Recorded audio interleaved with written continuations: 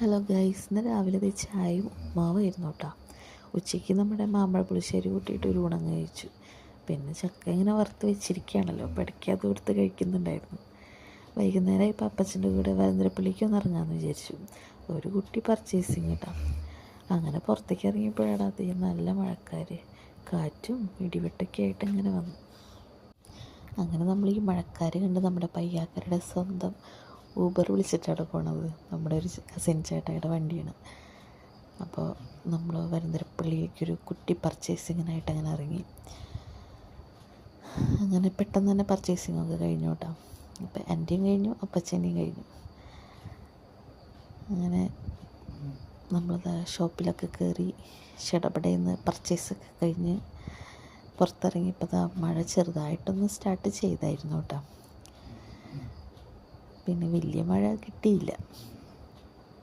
അങ്ങനെ നമ്മൾ വീടെത്തി. ഒരാൾക്കുള്ള ഐസ്ക്രീം കൂടെ വാങ്ങിച്ചിട്ടുണ്ടായിരുന്നു. അങ്ങനെ വീട്ടിൽ വന്ന് കയറിയതാ വിയമണ്ടനൊരു മഴയങ്ങ് പെയ്തു കേട്ടാ.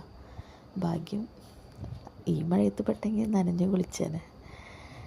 അങ്ങനെ വീട്ടിൽ വന്ന് നമ്മളിത് രാത്രി നല്ല ബീഫും കായും കറി വെച്ചിട്ടുണ്ടായിരുന്നു. പിന്നെ അമ്മച്ചിയുടെ സ്പെഷ്യൽ ചക്കക്കുരു കറി.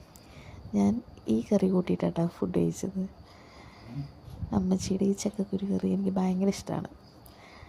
അപ്പം ഇന്നത്രയേ ഉള്ളൂ. Good night. നാളെ കാണാം.